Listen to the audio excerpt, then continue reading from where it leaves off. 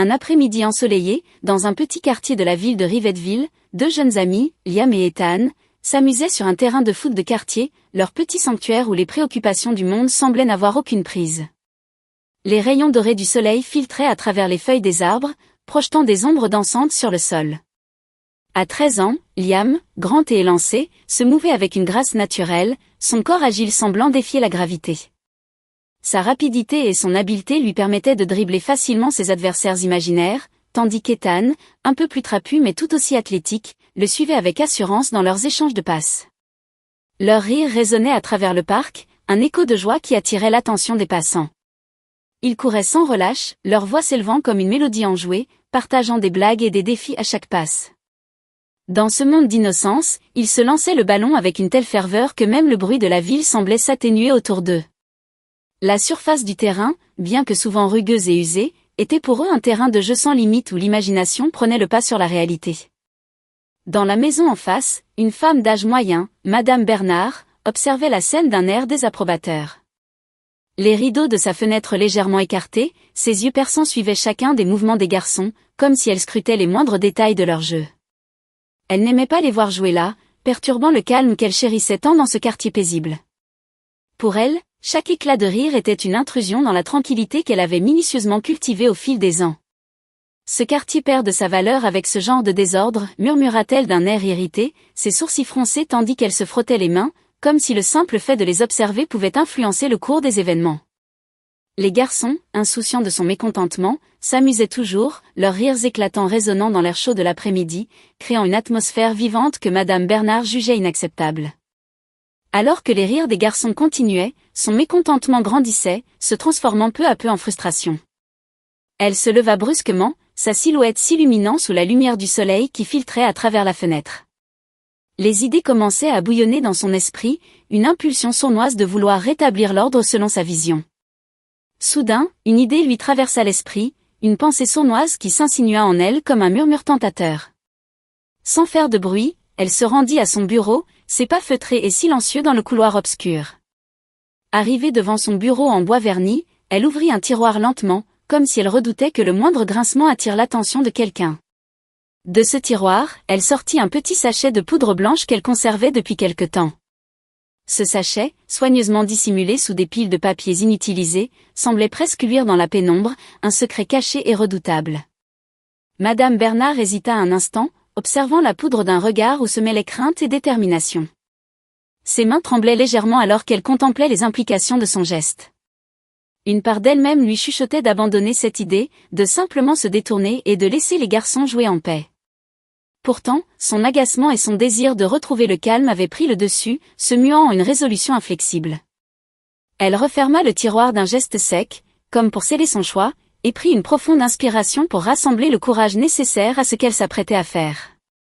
Glissant le sachet dans la poche de son tablier, elle sortit discrètement par la porte arrière de sa maison, jetant des regards furtifs autour d'elle pour s'assurer que personne ne l'observait.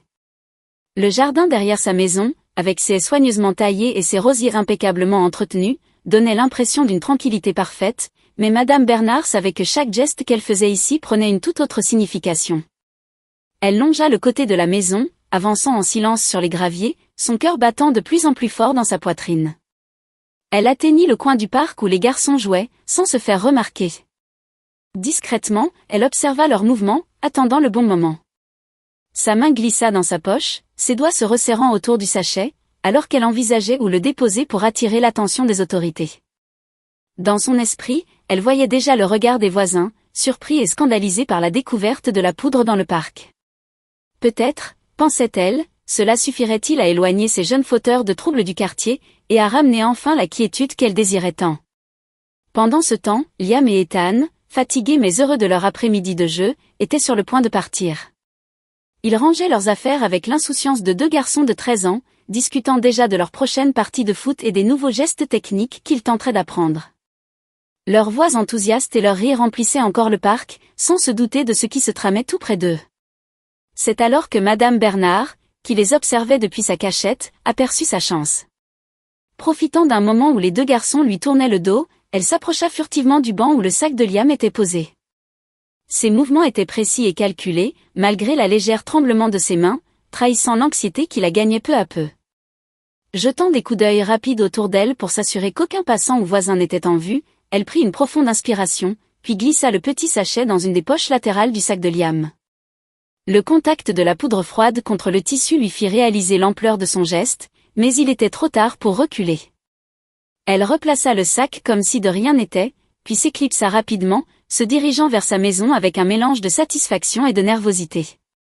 Elle marcha d'un pas rapide, presque pressée, sentant son cœur battre à tout rompre, l'adrénaline se mêlant à une sourde appréhension. Tout en s'éloignant, elle jetait des regards en arrière pour s'assurer que personne ne la surprenait. En entrant dans sa maison, Madame Bernard ferma soigneusement la porte derrière elle, prenant un instant pour savourer le calme de l'intérieur. Le cœur encore battant de son geste audacieux, elle se glissa derrière les rideaux de la fenêtre du salon, écartant discrètement une fente pour observer la scène de loin. Liam et Ethan discutaient, insouciants, ignorant complètement le piège que la femme leur avait tendu. Un sourire mince et crispé étira ses lèvres, satisfaction mêlée d'une inquiétude fugace mais vite repoussée. Dans son esprit, elle voyait déjà la scène qui allait suivre, anticipant avec une délectation amère le scandale que la découverte du sachet provoquerait dans le quartier. Satisfaite de sa petite manigance, Madame Bernard prit son téléphone d'une main ferme. Elle composa lentement le numéro de la police, sa respiration se stabilisant tandis que son plan prenait forme. Lorsqu'on lui répondit, elle adopta un ton grave et mesuré, cherchant à ajouter une touche de crédibilité à son mensonge. « Oui, bonjour. Je voudrais signaler une activité suspecte dans le parc de Rivetville, dit-elle d'une voix posée, mais qui laissait transparaître une satisfaction à peine dissimulée. Je crois avoir vu des jeunes échanger de la drogue, ajouta-t-elle, appuyant bien sur les mots « jeunes » et « drogue » pour renforcer l'urgence de la situation. Le policier au bout du fil lui posa quelques questions, auxquelles Madame Bernard répondit avec précision, décrivant Liam et Ethan sans toutefois mentionner leur nom. Elle affirma les avoir vus à plusieurs reprises rôder dans le parc, ajoutant qu'elle s'inquiétait pour la sécurité du quartier. Avec tout ce qui se passe de nos jours, on ne peut jamais être trop prudent, conclut-elle d'un ton faussement inquiet, insistant sur le fait qu'il fallait une intervention rapide. Après avoir raccroché, Madame Bernard posa son téléphone sur la table et se remit derrière ses rideaux, guettant la suite avec impatience. Elle se sentait étrangement euphorique, comme si elle venait de réussir une opération délicate. Son cœur battait encore fort, mais c'était un mélange d'excitation et de triomphe. Peu après, alors que les deux amis s'éloignaient du parc en plaisantant, les sirènes de la police résonnèrent brusquement dans l'air, tranchant le calme de l'après-midi. 2 voitures de police apparurent à l'entrée du parc, gyrophares allumés, et s'arrêtèrent en une manœuvre rapide et déterminée. Des policiers en sortirent d'un pas ferme, leur expression sérieuse. Liam et Ethan échangèrent un regard, l'inquiétude naissant sur leur visage. « Jeune homme, arrêtez-vous, nous devons fouiller votre sac » ordonna l'un des policiers en fixant Liam d'un regard pénétrant. Confus, ne comprenant pas pourquoi il s'intéressait à lui, Liam obéit sans résister, ses mains tremblantes. « Je n'ai rien fait de mal » murmura-t-il d'une voix faible, ses yeux cherchant un semblant de compréhension chez les policiers. Mais son sac à dos fut déjà saisi, ouvert avec une efficacité implacable. Les mains du policier fouillèrent à l'intérieur, et très vite, il en ressortit le petit sachet de poudre blanche, qu'il brandit devant lui comme une preuve accablante. Le visage de Liam se décomposa à la vue du sachet, ses yeux écarquillés reflétant la terreur et l'incompréhension. « D'où ça vient » demanda le policier d'une voix grave, ses sourcils froncés en signe de suspicion. Liam secoua la tête, le souffle court, incapable de trouver les mots pour expliquer quelque chose qu'il ne comprenait pas lui-même. Tout autour de lui semblait tourner, comme si le monde perdait soudainement toute logique. « Je ne sais pas. »« Ce n'est pas à moi, je ne sais pas comment c'est arrivé là » bafouilla-t-il, sa voix brisée par la panique. Mais les policiers, insensibles à sa confusion, échangeaient déjà des regards significatifs, convaincus d'avoir attrapé un délinquant. L'un d'eux saisit les poignets de Liam, et sans autre forme de procès, lui passa les menottes d'un geste sec. « On t'emmène au poste, gamin » dit le policier d'un ton qui n'admettait aucune contestation. La froideur de ces mots fit frissonner Liam, qui sentait les larmes monter malgré lui. Ethan, quant à lui, restait figé à quelques mètres, la scène se déroulant devant lui comme un cauchemar réveillé. Son meilleur ami, accusé sans raison, était menotté et emmené comme un criminel.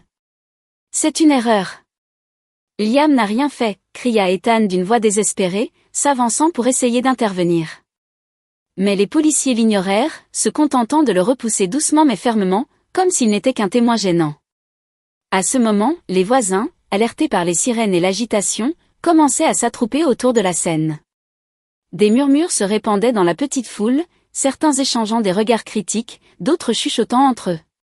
Madame Bernard, dissimulée derrière sa fenêtre, observait la scène avec un sourire de satisfaction, comme si elle savourait le spectacle de son plan parfaitement exécuté. Au milieu de l'agitation, Liam jetait des regards désespérés autour de lui, ses yeux croisant ceux de quelques voisins qu'il reconnaissait. Cependant, loin de trouver de l'empathie, il percevait dans leur visage des soupçons et des jugements rapides. Son cœur se serra alors qu'il réalisait l'ampleur de ce que cette accusation allait impliquer pour lui. Ethan, impuissant, regarda les policiers emmener son ami vers les voitures, ses appels désespérés résonnant dans le vide. « Vous vous trompez. Il n'a rien fait. » Mais sa voix se perdit dans le brouhaha des spectateurs et l'indifférence des autorités. En une poignée de minutes, l'après-midi insouciant des deux garçons s'était transformé en un cauchemar, le genre d'injustice que ni Liam ni Ethan n'auraient jamais cru possible. Madame Bernard tira les rideaux de sa fenêtre, le cœur rempli de satisfaction. Dans son esprit, la paix de son quartier était rétablie, et elle n'avait plus à s'inquiéter de ces troubles qu'elle jugeait indésirables. Elle ne voyait dans son geste qu'un simple moyen de protéger le quartier, ignorant les conséquences dévastatrices que cette accusation aurait sur la vie de Liam. Les voitures prirent la direction du poste de police, vrombissant sur le bitume rugueux, leurs sirènes hurlantes perçant la nuit. La tension était palpable à l'intérieur des véhicules, chaque policier ressentant le poids de ce qu'il s'apprêtait à faire. Ce qu'aucun d'entre eux ne savait encore, c'est que le père de Liam, le général Hugo Blackwell, était le chef de la police de Rivetville. Un homme respecté et craint, connu pour sa rigueur et son intégrité, mais aussi pour sa réputation d'intransigeance face à toute forme de manquement à la loi. Lorsque les voitures franchirent les portes du commissariat, un silence s'installa. Les agents échangèrent des regards inquiets, conscients que cette affaire pouvait rapidement dépasser leur champ de compétences habituel. À peine les moteurs furent-ils coupés qu'un des agents reçut un appel à la radio. Le général est au poste, il veut une mise à jour immédiate sur cette affaire. Les mots résonnèrent comme un coup de tonnerre dans le calme précaire du commissariat. L'officier fronça les sourcils, ne comprenant pas tout de suite la gravité de la situation. Une vague d'appréhension parcourut la pièce alors que chacun réalisait que l'enjeu était bien plus grand qu'il ne l'avait imaginé. Arrivé au poste, Liam fut conduit dans une salle d'interrogatoire. La pièce était austère, avec des murs gris et une lumière fluorescente blafarde qui accentuait son malaise. Les policiers, bien que formés à gérer toutes sortes de situations, semblaient hésiter. Ils commençaient à réaliser qui était le père du garçon assis devant eux, et cette prise de conscience jetait une ombre sur leur certitude. Les murmures de la hiérarchie et les conséquences potentielles d'un traitement inapproprié de ce jeune homme les incitaient à réfléchir 2 fois avant de prendre des décisions. Cependant, malgré l'angoisse croissante, les procédures étaient les procédures. Ils devaient traiter Liam comme n'importe quel suspect, peu importe la notoriété de son père. Liam s'assit, les poignets toujours menottés, la peur envahissant chaque fibre de son être. Son cœur battait la chamade, un rythme frénétique qui lui donnait l'impression que tout le monde pouvait l'entendre. Chaque regard des policiers le scrutait, analysant non seulement son comportement, mais aussi sa stature, sa posture, comme s'il cherchait des signes de culpabilité là où il n'y en avait pas. Les pensées tourbillonnaient dans son esprit, que ai-je fait pour mériter ça? Pourquoi m'arrête-t-on? Que dira mon père? Le sentiment d'injustice le submergeait. Il n'était qu'un adolescent, pris dans un tourbillon d'événements qui le dépassaient. Alors qu'il se concentrait sur sa respiration pour se calmer, il jeta un coup d'œil aux agents autour de lui. Certains paraissaient nerveux, d'autres, plus résolus, se préparaient à commencer l'interrogatoire. Le chef de la brigade, un homme aux traits sévères, prit finalement la parole, son ton mélangeant autorité et prudence. « Liam, nous allons poser quelques questions sur ce qui s'est passé. Il est essentiel que tu sois honnête avec nous. » Liam hocha la tête, ses pensées se bousculant alors qu'il tentait de rassembler son courage. La réalité de sa situation l'assaillait, il n'était pas simplement là en tant que garçon, mais en tant que fils d'un homme puissant, un fait qui pouvait soit lui accorder un certain répit, soit aggraver encore plus ses ennuis. Alors que les questions commençaient à fuser, Liam se concentra sur ses réponses. Mais chaque mot qu'il prononçait semblait lourd de conséquences, comme s'il pesait sur une balance fragile qui pouvait basculer à tout moment. Dans cette salle d'interrogatoire, l'innocence d'un jeune homme était mise à l'épreuve, et Liam savait que l'issue de cette nuit pourrait changer le cours de sa vie à jamais. Quelques minutes plus tard, la porte de la salle s'ouvrit brusquement, projetant une lumière blafarde dans l'obscurité pesante de l'interrogatoire. Un homme grand, aux cheveux grisonnants, entra dans la pièce avec une expression glaciale. C'était le général Blackwell, père de Liam, dont la réputation le précédait, un homme dont la stature imposante et l'uniforme impeccable en imposaient le respect et la crainte. Son regard dur ne trahissait aucune émotion, mais à l'intérieur, il bouillonnait de colère et d'inquiétude. Il fixa un instant son fils, observant son visage marqué par la peur et l'incompréhension, avant de se tourner vers les officiers présents dans la pièce. « Expliquez-moi ce qui se passe ici, » dit-il d'une voix ferme et autoritaire, chaque mot résonnant comme un coup de tonnerre. Un des policiers s'avança, mal à l'aise, visiblement ébranlé par l'apparition du général. « Monsieur, nous avons trouvé ce sachet de poudre dans le sac à dos de votre fils. Nous avons reçu un appel anonyme signalant une activité suspecte dans le parc. » La voix de l'officier tremblait légèrement, trahissant la nervosité qui l'habitait. Le général Blackwell, ses traits se durcissant, regarda le sachet, puis son fils, qui le fixait avec des larmes dans les yeux, une détresse palpable dans son regard. « Papa, je te jure que je ne sais pas d'où ça vient. » Liam tremblait de peur, conscient de la gravité de la situation et de la menace que représentait une telle accusation. La réalité de ce moment le frappait comme un coup de poing, il n'avait jamais été confronté à quelque chose d'aussi terrifiant. Le général se tourna lentement vers ses officiers, le poids de son autorité se faisant sentir dans la pièce. « Qui a fait cet appel? Et avez-vous des preuves solides autres que ce sachet pour accuser mon fils ?» La tension était palpable, chaque regard échangé entre les policiers traduisait une nervosité croissante. « Non, monsieur. L'appel venait d'une femme dans le quartier, mais nous n'avons pas encore confirmé son identité, » répondit l'officier, visiblement nerveux, se rendant compte que sa réponse ne faisait qu'envenimer la situation. Le général se redressa, la colère et la détermination brûlant dans ses yeux. « Je connais mon fils. Il n'a jamais touché à la drogue. Je veux une enquête complète et rapide sur cette affaire. Et en attendant, je veux que Liam soit libéré immédiatement. » Sa voix était ferme, presque menaçante, et les officiers hésitèrent un instant, mais le général Blackwell n'était pas un homme à contredire. Ils obéirent à contre-cœur, libérant Liam de ses menottes, qui tombèrent au sol avec un bruit sourd, comme un symbole de la douleur que cette situation avait infligée. Liam, encore sous le choc et le cœur battant, se précipita vers son père. « Je ne comprends pas, papa. Qui pourrait me faire ça ?» L'angoisse l'étouffait, et il cherchait des réponses, désespéré de comprendre comment il avait pu se retrouver dans une telle situation. Le général posa une main réconfortante sur l'épaule de son fils, un geste d'apaisement au milieu de la tempête. « Je vais le découvrir, mon garçon. Et quand je le ferai, ils paieront pour ce qu'ils ont fait. » Sa voix était plus douce, presque paternelle, mais une lueur déterminée brillait dans ses yeux. Il savait que ce ne serait pas facile, que l'ombre de l'accusation pourrait toujours planer sur eux, mais il était prêt à se battre pour défendre son fils. Il se tourna vers les officiers, une autorité indiscutable émanant de lui. « J'attends votre rapport dans les plus brefs délais.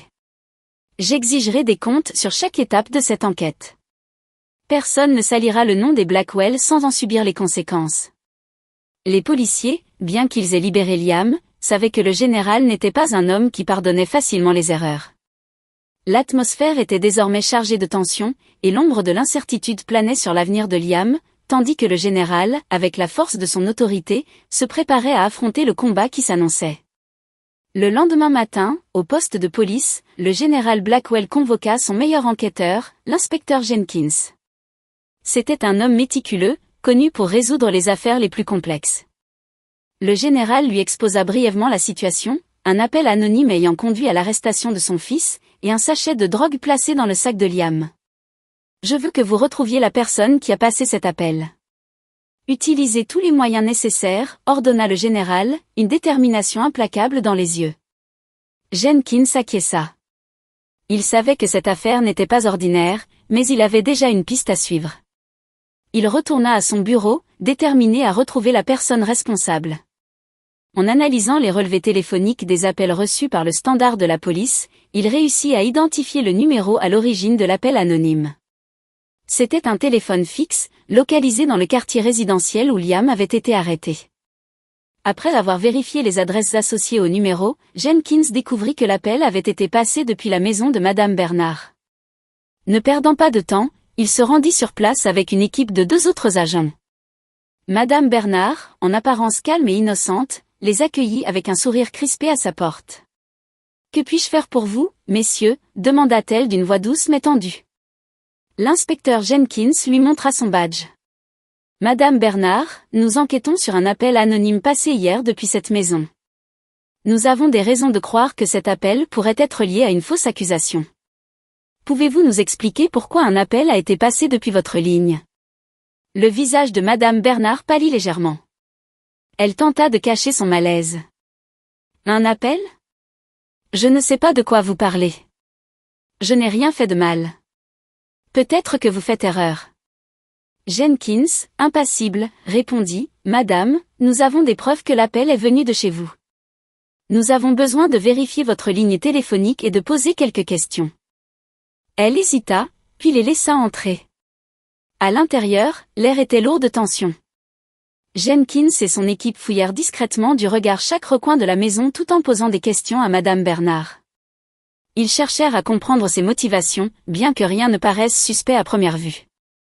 Pourtant, Jenkins sentait que quelque chose ne tournait pas rond. Après quelques minutes de conversation, Madame Bernard commença à se sentir acculée. L'enquêteur percevait son anxiété croissante. Il posa alors la question qui fit basculer la situation. « Pourquoi avez-vous appelé la police pour signaler Liam, Madame Bernard ? Que cherchiez-vous à accomplir ?» Le masque de Madame Bernard se fissura. Elle se mit à bredouiller, tentant de justifier son acte. Je ne voulais pas que le quartier soit envahi par des délinquants. Ce garçon, il faisait trop de bruit avec son ami. Je ne pensais pas que ça irait aussi loin, je voulais juste ramener de l'ordre. » Jenkins fronça les sourcils, réalisant à quel point ses actions avaient été préméditées. « Vous avez glissé ce sachet de drogue dans le sac de Liam, n'est-ce pas ?» Madame Bernard, désemparée, baissa la tête, incapable de répondre. Elle comprit à cet instant que son plan avait échoué et qu'elle avait mis en danger un innocent. Elle murmura finalement, presque en pleurs, « Je ne voulais pas que ça prenne cette ampleur. Je voulais seulement qu'ils arrêtent de venir ici, de troubler la tranquillité du quartier. » L'inspecteur Jenkins échangea un regard avec ses collègues avant de s'adresser à Madame Bernard, d'un ton ferme. « Ce que vous avez fait est grave, Madame Bernard. Non seulement vous avez fait une fausse déclaration, mais vous avez aussi tenté d'inculper un enfant innocent. Vous allez devoir répondre de vos actes. » Elle fut arrêtée sur le champ et emmenée au poste de police. Lorsque le général Blackwell apprit la nouvelle, il éprouva un mélange de soulagement et de colère. Il avait la preuve que son fils était innocent, mais aussi la certitude que la justice ne pardonnerait pas à ceux qui cherchaient à nuire à son fils. Liam, toujours marqué par l'incident, regarda son père en silence. « Tu m'avais dit qu'on trouverait la vérité, papa ?» Le général posa une main ferme sur l'épaule de son fils. « Et c'est ce que nous avons fait. Mais souviens-toi, il y aura toujours des gens malveillants, Liam. Ce qui compte, c'est de rester fort et de toujours croire en la vérité. » Madame Bernard, quant à elle, fit face aux conséquences de ses actes, réalisant qu'une simple tentative de nuire à des enfants innocents pouvait se transformer en une tragédie personnelle qu'elle n'avait pas anticipée. Alors que Madame Bernard était en garde à vue, l'inspecteur Jenkins poursuivait son enquête. Il savait que quelque chose clochait dans l'histoire de cette femme. Le comportement nerveux de Madame Bernard, sa justification maladroite, tout cela le laissait perplexe. Après l'avoir interrogée, il ordonna une fouille minutieuse de sa maison, suspectant qu'il y avait plus qu'une simple querelle de voisinage derrière ses actions. Les agents fouillèrent la demeure de fond en comble, et bientôt, une découverte choquante fit surface. Cachés dans un compartiment secret sous le plancher du salon, ils trouvèrent plusieurs sachets de poudre blanche, identiques à celui qui avait été placé dans le sac de Liam. Il y avait également des liasses de billets soigneusement rangés, et des documents suspects qui semblaient indiquer des transactions illicites.